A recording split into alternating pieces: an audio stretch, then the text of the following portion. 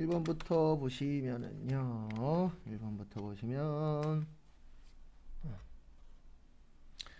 다음과 같은 특징이 있는 재고자산의 평가 방법으로 옳은 것은, 그래서 보시면 1번 기말 재고자산이 최근에 매입한 단가가 적용되므로 시가에 가깝게 표시된다. 정답은 1번의 선출법이세요. 잠시만요. 소리 안 들려요? 어, 어, 어, 소리 안 들리시면은 채팅방에 또 남겨주세요. 예, 소리 안 들리시면은 채팅방에 남겨주십시오.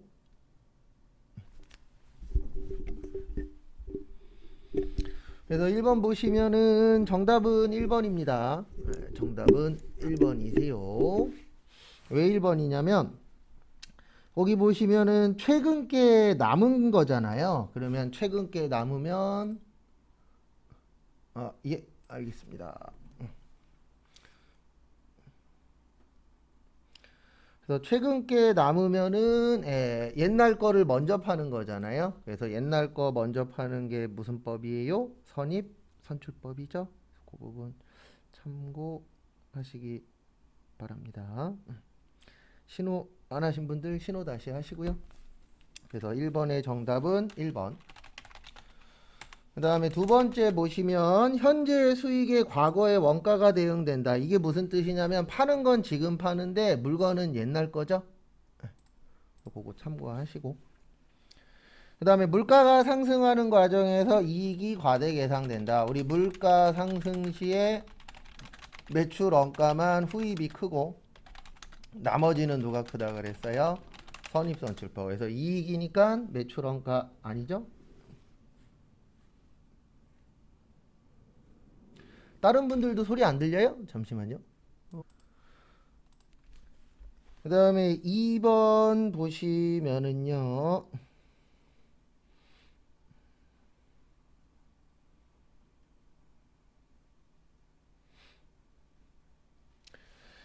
그 다음에 2번 보시면 부채와 자본의 표시에 대한 설명으로 옳지 않은 것이죠. 그래서 1번 보시면 보고기간 종료일로부터 1년 이내에 상환해야 하는 채무는 보고기간 종료일과 재무제표가 잠시만요.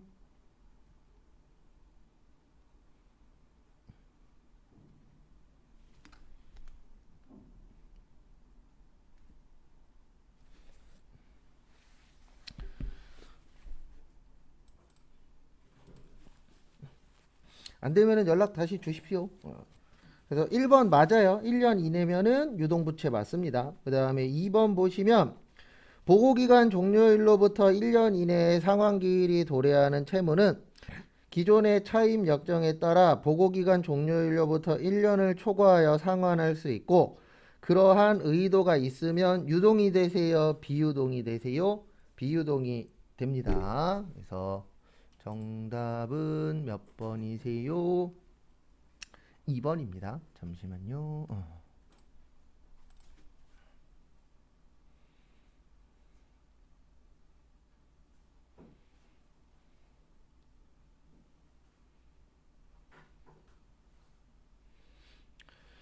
그래서 정답은 2번이세요. 왜냐면 우리 1년이 넘으면 합의가 없고 그러면은 몇 년 그 무슨 부채가 되는 거세요? 비유동이 되는 거죠. 그래서 정답은 2번. 그 다음에 3번 자본잉여금의 주식발행 초과금 맞습니다. 그 다음에 4번 우리 이익잉여금에 두 가지 있었죠. 이익준비금하고 끝에가 뭐요? 적립금. 우리 시스템상 안 되거나 그러면은 바로바로 이야기해 주세요. 그러면 제 쪽 문제일 수도 있고 이게 어쨌든 세팅이 완벽하게 잡힌 채로 하는 게 아닌지라. 그래서 이익준비금은 현금 배당의 10분의 1 이상, 자본금의 2분의 1까지. 그리고 줌문제일 수도 있어요. 왜냐면 아직까지 줌으로 하는 데가 많기 때문에 줌도 어쨌든 전 세계에서 쓰기 때문에 줌이 좀 느려지거나 그런 부분들이 발생할 수도 있습니다. 그래서 그 부분은 참고하시고.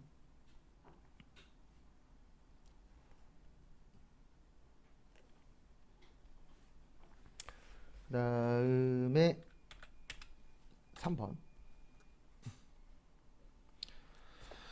다음 중 유동성 배열법이죠. 유동성 배열법이라고 나오면 이렇게 하시면 되세요. 여기 가셔서 컨트롤 F 상품, 그러면 상품은 146번. 그 다음에 두 번째 단기 대여금, 단기 대여금은 114번. 그래서 유동성 배열법 나오면 번호를 찾으세요. 그 다음에 컨트롤 F 임차 보증금 232번. 그 다음에 선납세금 136번. 그래서 이게 번호 순서대로 가는 겁니다. 그래서 만약에 제일 먼저 써야 되는 거 물어봤으면 2번인데 여기에서 물어본 건 가장 나중에 쓰는 거죠. 그래서 정답은 3번입니다. 그래서 요거 나오면은 무조건 컨트롤 F 참고하시고.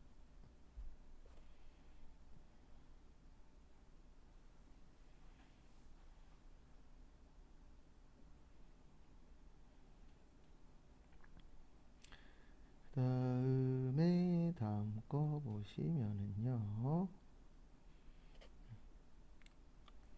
다음 거 보시면 다음 중 사체에 대한 설명으로 옳은 것은, 그래서 우리 사체 나오면 요거 기억하셔야 됩니다. 사체 발행은 액면 이자율 기준. 그래서 액면 이자율이 크면 할증, 작으면 할인.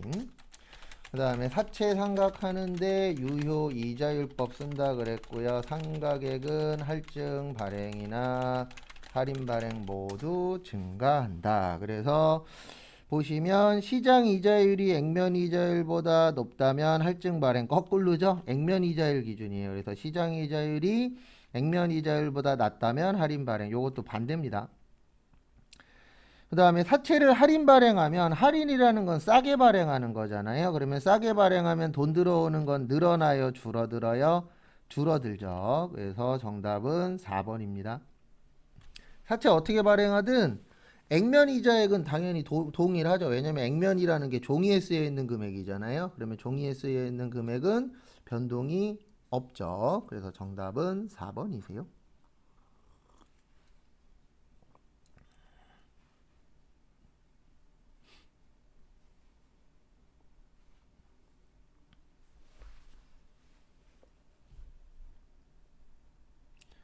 그다음에 다음 거 보시면은요.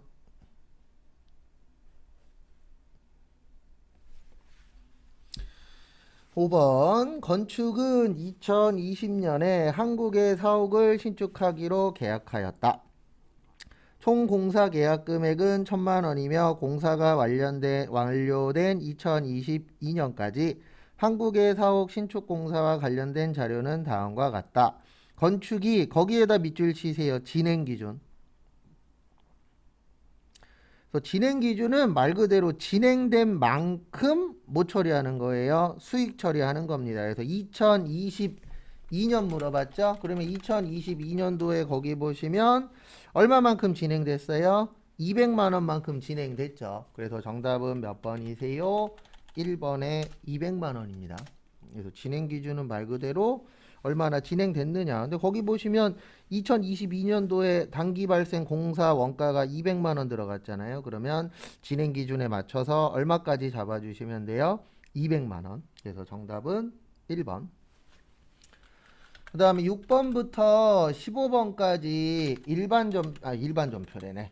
이론입니다. 예, 그래서 6번부터 어저께 일단 5번까지 풀라 그랬었죠. 그래서 10시까지 시간 드릴 테니까 6번부터 15번까지 또 풀어보시고요. 그 다음에 뭐 이상하거나 문제 있는 거 있으시면 바로바로 연락 주십시오.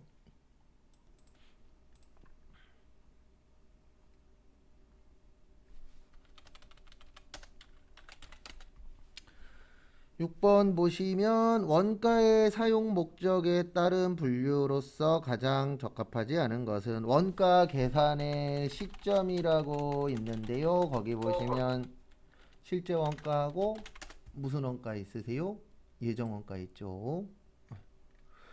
그래서 실제는 이제 예정은 미리 하는 겁니다. 그래서 예정을 하는 이유는 신속하게 계산하기 위해서 예정 예정 계산을 하는 거세요. 그래서 1번 맞고요. 그 다음에 제품과의 관련성, 직접 원가, 간접 원가라고 되어 있는데 직접 원가는 이렇게 생각하시면 됩니다. 특정.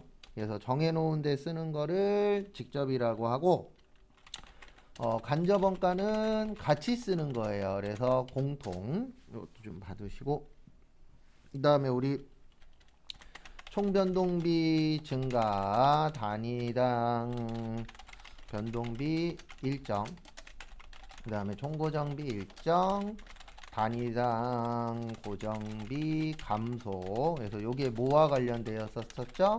조업도. 그래서 거기에 있는 조업도 맞습니다. 그래서 정답은 4번이세요. 경제적 효익하고 전혀 상관없고 제품 원가는 우리 500번대 이야기하는 거고요. 거기 보시면 기간 원가라고 있잖아요. 요게 800번대 이야기하는 거예요. 800번대가 뭐예요? 판매비와 관리비. 그래서 효익하고 관련 있는 게 아닙니다. 그냥 어디에 썼느냐, 사무실에서 썼느냐, 아니면 공장에서 썼느냐, 그 차이지 거기에 나와 있는 효익하고는 아무런 상관이 없으세요. 그래서 정답은 4번입니다. 그 다음에 7번 저기에다 밑줄 치세요. 배부 기준. 그래서 이거 몇 번 설명드렸었는데 우리 배부 기준은 이제 가장 많이 쓰는 게 요거라 그랬었죠. 무슨 관계요? 인과관계. 그래서 요걸 다른 말로 무슨 성이라고도 해요. 연관성이라고도 한다라고 했었었죠. 그래서 정답은 2번입니다. 그래서 인과관계예요. 가장 좋은 건. 인과관계가 뭐예요? 원인이 있으면 뭐가 있다? 결과가 있다. 그래서 우리가 썼으면 돈 내라. 그러면 내잖아요. 왜요? 내가 썼으니까. 근데 안 썼는데 돈 내라. 그러면 싸우잖아요. 왜요? 안 썼으니까. 그래서 인과관계가 가장 좋다라기보다는 사람들이 가장 많이 이해할 수 있는 것 중에 하나예요. 썼으니까 돈 내라 그러면 내잖아요. 근데 안 썼는데 돈 내라 그러면은 돈 안 내려고 노력들을 하시죠. 왜냐면 안 썼으니까. 그 다음에 8번 저기에다가 밑줄 치세요. 선입선출 두 번째 줄에 선입선출법. 그 다음에 마지막에 가공비는 균등하게 발생. 또 우리 선입선출법에 왜 이래? 완성품 환산량은 완 플러스 말 마이너스 초죠. 그 다음에 가공비는 균등 투입이래요. 그러면 거기 보시면 완이 400, 말이 100개에 몇 프로요? 20%. 그 다음에 빼기 초가 150개에 40%래요. 그러면은 360개 나옵니다. 그래서 정답은 1번. 요 정도는 꼭 맞추셔야 됩니다. 그리고 세모라 그래서 뭐 무조건 어려운 것만 나오고 그런 건 아니에요. 그러니까 확실히 맞춰주실 수 있는 거 맞춰주시면 충분히 합격 점수 나옵니다. 근데 맞춰야 될 것도 틀리고 틀려야 될 것도 틀리고 이러면 점수가 애매해지는 거예요. 그 다음에 9번 보시면 다음 자료를 이용하여 가공원가를 구하라고 합니다. 그래서 우리 가공원가 또는 전환원가는 직접 노무비 더하기 제조 간접비. 그래서 거기 보시면 직접 재료 원가는 필요 없고요. 그 다음에 직접 노무 원가는 필요하죠. 노무비가 100. 그 다음에 고정이 70. 그 다음에 요 정도는 이해하셔야 됩니다. 거기 보시면 변동 제조 간접 원가는 직접 노무 원가의 몇 프로래요? 80%. 그래서 100만원 곱하기 몇 프로요? 80%. 그러면 80만원 나오죠? 그래서 정답은 250. 이 정도는 맞춰야 돼요. 이거는 회계시험이라 맞춰야 되는 게 아니고 요 정도 계산은 할 줄 아셔야 됩니다. 그래서 회사 가서 또 어떤 계산을 할지 모르잖아요. 근데 이 정도 계산이면은 복잡한 계산은 아닙니다. 그 다음에 10번 같은 경우에는 좀 어려워요. 예. 근데 다행인 게 뭐냐면 지금 풀고 있는 게 99회거든요. 그리고 여러분들이 102회일 거예요, 아마. 그러면 요 문제 아주 자주 내는 편은 아니에요.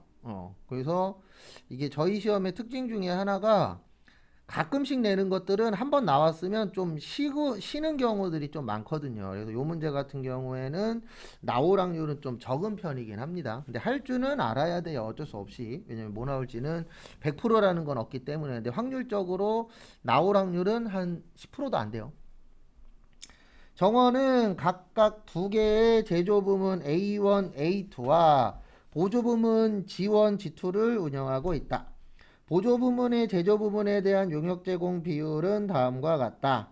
G1의 원가는 83만원, G2의 원가는 68만원일 때 거기에다 밑줄 치세요. 단계 배부법이랑 그 다음에 G1 먼저 배부하는 것으로 가정한다. 그래서 거기에다 밑줄 좀 쳐주시고, 좋은 시험 문제는 아닙니다. 저희한테는.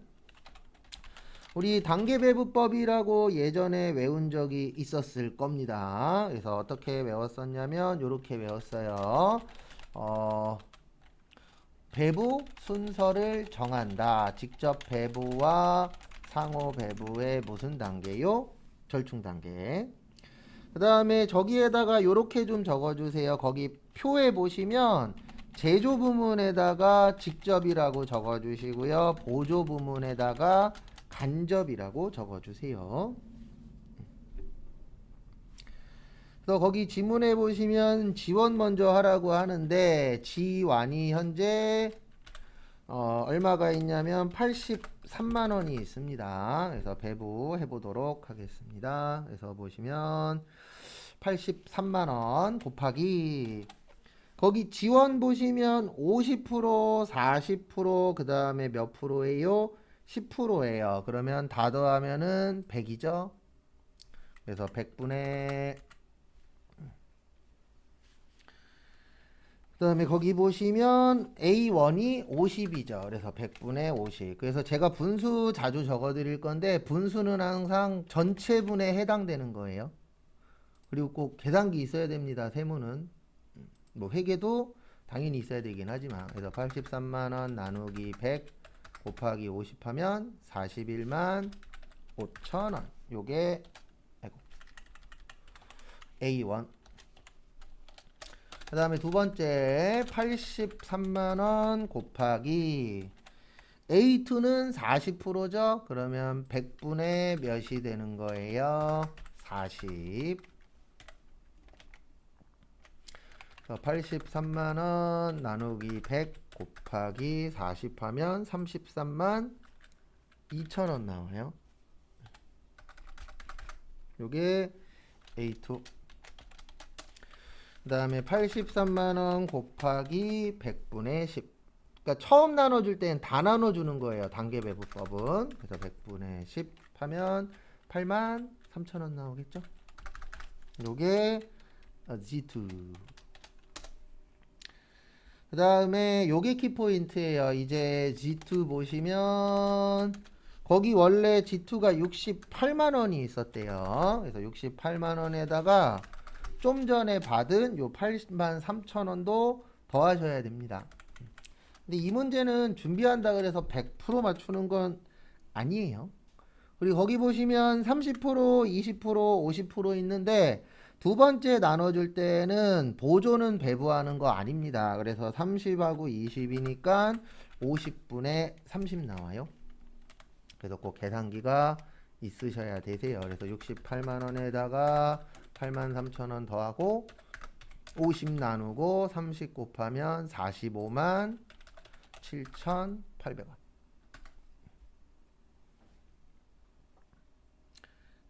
그 다음에 요게 A1. 그 다음에 두 번째 보시면 68만원 더하기 83,000원 곱하기 전체 50 중에 이제 A2는 얼마만 있는 거예요? 20만 있는 거예요. 그래서 어디 갔냐 계산기 68만 원 더하기 8만 3천 원 나누기 50 곱하기 20 하면 30만 5,200원.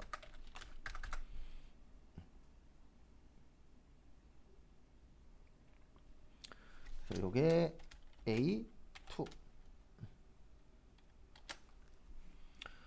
그래서 정답은 3번이에요. 왜냐면 지금 물어본 게 Z2의 배분 대상 원가 물어봤잖아요. 요거 더하면 됩니다. 그래서 76만 3천 원이에요. 그래서 정답은 3번인데 요거 같은 경우에는 연습을 따로 해보셔야 돼요. 그리고 안 되는 거 있으시면은 질문하시고 쉬운 문제는 아니지만 못할 정도도 아닙니다. 근데 저거 워낙 자주 나오는 문제는 아닌지라. 그 다음에 저기 11번 보시면 환급입니다. 우리나라 환급에는요 두 가지가 있으세요. 일반적으로 준다 그래서 일반 환급이 있고요. 그 다음에 빨리빨리 준다 그래서 조기 환급이 있습니다. 그래서 일반 환급은 30일 걸리고요. 조기 환급은 15일 걸려요. 그 다음에 거기 보시면 1번 납세지 관할세무서장은 환급세액을 원칙적으로 환급신고기한이 지난 후 일반 환급은 며칠이라고요? 30일. 그래서 1번 맞고요. 정답은 2번입니다. 왜냐면 조기환급은 20일이 아니고 며칠이라고요? 15일이에요. 그리고 조기환급을 받으려면 수출하시거나 시설 설비에 투자하셔야 되고 그 다음에 수출하는 회사한테는 혜택을 많이 줍니다. 국가 자체에서. 왜냐면 대한민국 자체가 수출로 먹고 사는 나라잖아요. 그래서 매월 신고 가능하고 2달에 한 번 가능하고 3달에 한 번 신고가 가능합니다. 근데 안 되는 신고가 하나 있어요. 3월부터 4월은 안 돼요. 왜 안 되냐면 3월은 예정 신고고 그 다음에 4월은 무슨 신고죠? 확정 신고죠. 그래서 요거는 안 됩니다. 그러니까 한 달에 한 번 해도 되고 원래 원칙은 3개월에 한 번 하는 거잖아요. 그래서 한 달에 한 번 해도 되고 2달에 한 번 해도 되고 3달에 한 번 해도 됩니다. 그런 혜택을 줘요. 그래서 정답은 15일. 그리고 원래 시험 자체가 어느 시험을 보시든 날짜 같은 건 시험 문제 잘 냅니다. 왜냐면 날짜 내기 딱 좋잖아요. 시험 문제. 왜냐면 날짜 딱 정확하게 정해져 있으니까. 그 다음에 12번 같은 건 틀리시면 안 돼요. 왜냐면 이거는 맞추라고 준 문제입니다. 왜냐면 너무 일반 상식이잖아요. 근로소득이라는 건 근로를 제공하고 우리가 얻은 소득인데 1번 보시면 근로 제공한 거 맞죠? 2번에 상여. 네, 우리 상여금 받잖아요. 그 다음에 3번 퇴직소득에 속하지 않으면 그건 근로소득으로 봅니다. 그래서 정답은 4번이에요. 왜냐면 회식비가 이게 근로소득하고는 연관성이 있어요, 없어요? 없죠. 그냥 회사에서 복리후생비로 처리를 하는 거지. 이거 근로소득으로 인정이 되면요, 회식할 때마다 세금 더 내야 돼요. 왜냐면 소득이라는 건 돈 버는 게 되는 거잖아요. 근데 우리가 회식하면 돈 버는 게 아니죠. 그래서 정답은 4번. 그 다음에 13번. 간이과세자. 그래서 우리 간이과세자는 일단 개인만 가능하고요. 직전 연도 공급 대가가 8천만 원 미만. 그래서 1번은 아니에요. 그 다음에 4,800 공급 대가가 4,800만 원이 안 되면 영수증 발행하셔야 되고 그 다음에 공급 대가가 4,800만 원이 안 되면 납부도 면제다라고 한 적 있었었죠. 그래서 그걸 가지고 같이 한번 보는 시간을 갖도록 하겠습니다. 1번 원칙적으로 직전 연도의 공급 대가의 합계액이 8천만 원에 미달하는 거 맞고요. 그 다음에 원칙적으로 간이과세자 등 해당 과세 기간에 대한 공급 대가가 얼마가 안 될 때요. 4,800만 원 미만이면 납부 면제 맞고요. 그 다음에 간이과세자가 이건 배운 적 없어요. 정답은 일단 3번입니다. 그래서 정답은 3번이요. 간이과세자가 면세농산물 등을 공급받는 경우 면세농산물 등의 가액에 업종별 공제율을 곱한 금액을 납부 금액에서 공제한다. 정답은 4번이세요. 그냥 저기 뭐지? 의제 매입세액은 똑같이 처리되는 겁니다. 예. 가액에 적용되는 게 아니고 우리 그 의제 매입세액 세율이 있었잖아요. 그래서 세율이 어떻게 됐었냐면은 원칙은 102분의 2, 그 다음에 중소제조기업하고 개인은 104분의 4, 그 다음에 음식점, 그래서 음식점 중에서 법인은 106분의 6, 개인은 108분의 8, 그 다음에 개인 중에서 2억 원 이하는 109분의 9라고 했었었죠. 그래서 이런 거 잘 기억 좀 해주시기 바랍니다. 그래서 정답은 3번. 그 다음에 4번 다른 사업자로부터 세금 계산서 등을 발급받은 경우 공급대가의 0.5% 맞아요. 근데 여기까지 저희가 배우진 않았습니다. 왜냐면 이렇게 내는 경우가 그렇게 많진 않아요. 그리고 1번하고 2번 선택하신 분들은 암기 다시 하시고요. 확실히 1번, 2번은 아니잖아요. 저희 외웠을 때. 그 다음에 또 다음 거 보시면 14번 인적공제에다가 밑줄 치세요.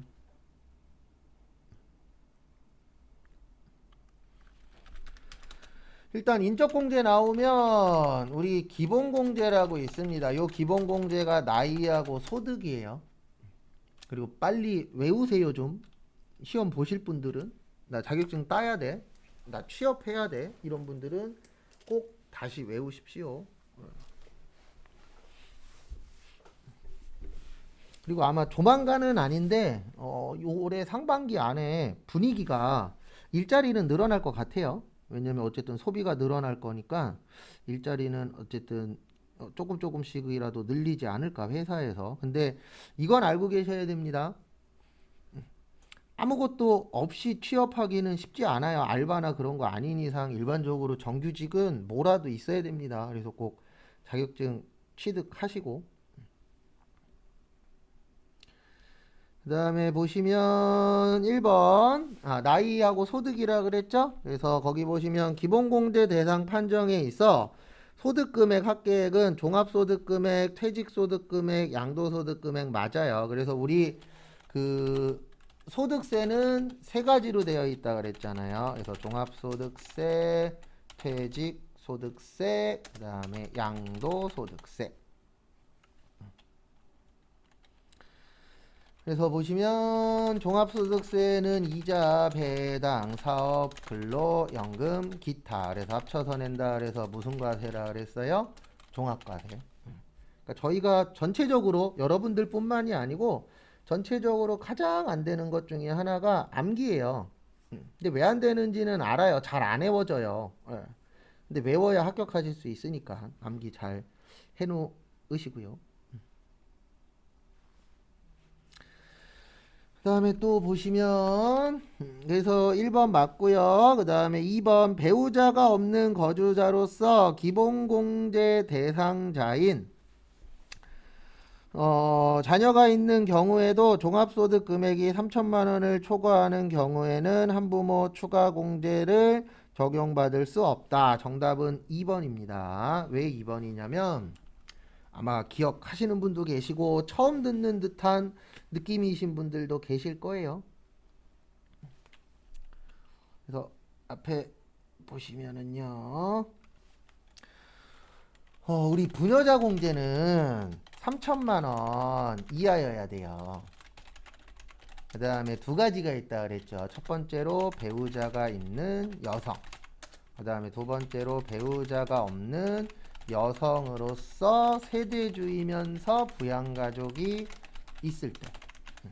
근데 여기에서 물어본 건 부녀자 공제가 아니에요. 저기에다 밑줄 치세요. 두 번째 줄에 한부모 공제. 한부모 공제는 소득에 영향이 없어요. 왜냐하면 한부모 공제는 남녀 다 받을 수 있잖아요. 이게 왜 생겼냐면 그 맞벌이 관련돼서 많이 공제를 받는데 과거에 고소득자들도 공제를 받는 거예요. 예, 웬만하면 국가에서는 고소득자들은 공제를 많이 안 받아야 좋거든요. 왜냐하면 그래야 세금을 많이 거둘 수 있으니까. 그래서 부녀자 공제는 거기에다 여자만 되잖아요. 남자하고 같이 되는 게 아닌지라. 그래서 요거는 소득에 제한이 있었는데 한부모 공제는 소득의 제한이 아예 없어요. 그래서 배우자가 없는 자로서 그래서 남자도 되고 여자도 되는 겁니다. 그래서 요거는 소득의 제한은 없다라는 거, 그 부분은 참고를 좀 해주시고요. 그다음에 직계 비속이 자녀예요. 또는 입양자가 있는 경우. 그래서 금액하고는 상관이 없습니다. 그래서 금액하고 상관이 없다라는 거 참고하시고. 그래서 정답은 2번. 형제자매 배우자는 안 돼요. 형제 자매만 됩니다. 그래서 2번, 3번도 맞고. 그 다음에 부양기간이 1년 미만인 경우에도 인적공제는 월할 계산 안 해요. 네, 월할 계산인 게 뭐냐면 만약에 한 달만 살았어. 그러면 12분의 1. 네, 요런 계산은 안 합니다. 그래서 정답은 2번이 되세요. 그래서 부양가족 공제만, 그 부녀자 공제만 한도가 그 금액으로 나눠져 있는 거지. 여기 한부모 공제는 그런 제도가 없으세요. 그 다음에 15번. 부가가치 세법상 재화 또는 용역의 공급이 다음과 같을 경우 저기에다가 밑줄 좀 쳐주세요. 세금계산서 발급대상. 그래서 결론은 세금계산서 발행하는 거 찾으란 뜻이에요. 그럼 뭐 찾으라면은 찾아야죠. 저희는. 그래서 보시면 내국신용장은 세금계산서 발행하죠. 영세율 세금계산서 발행하잖아요. 그 다음에 직수출은 세금계산서 없어요. 그 다음에 일반 과세자 부동산 임대용역은 세금계산서 있고요. 그 다음에 간주임대료는 가짜니까 세금계산서 없어요. 견본품은 과세 대상이 아닙니다. 그래서 결론은 내국신용장 2,500하고 일반과세자 얼마요? 1,200. 그래서 3,700이에요. 정답은 몇 번이 되세요? 1번이 됩니다. 그래서 이렇게 간단하게 한번 봤고요. 잠깐 쉬었다가 10시 30분부터 실무 또 해보도록 하겠습니다.